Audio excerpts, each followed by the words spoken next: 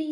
అమృతంలాగా అనిపించే శ్రావణ మాసం స్పెషల్ వరాలను కురిపించే వరమహాలక్ష్మికి ఎంతో ఇష్టమైన నైవేద్యం అవేనండి బెల్లం అప్పాలు.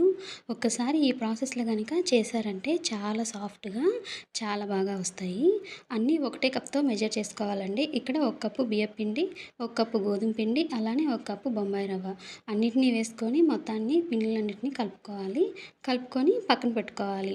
తర్వాత ఒక ప్యాన్ పెట్టుకొని ప్యాన్‌లోకి 2 కప్పుల వరకు బెల్లం వేసుకోవాలి. అలానే 3 కప్పుల నీళ్ళు పోసుకోవాలి. పోసుకొని బెల్లం అంతటిని బాగా మరిగించుకోవాలి. దీంట్లోకి దంచి పెట్టుకున్న యాలకులను కూడా వేసుకోవాలి.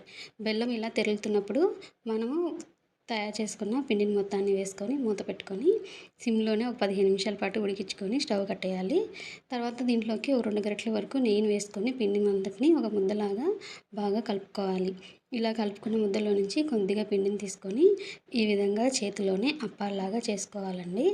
ఇలా చేసుకొని తర్వాత నూనెని బాగా వేడి చేసుకోవాలి. బాగా వేడెక్కిన నూనెలోకి ఒక్కొక్కటిగా వేసుకొని అన్నిటిని గోల్డెన్ బ్రౌన్ కలర్ వచ్చేంత వరకు బాగా వేయించుకోవాలి. ఇలా వేయించుకున్నామంటే బయట క్రిస్పీగా లోపల సాఫ్ట్‌గా చాలా బాగుంటాయి.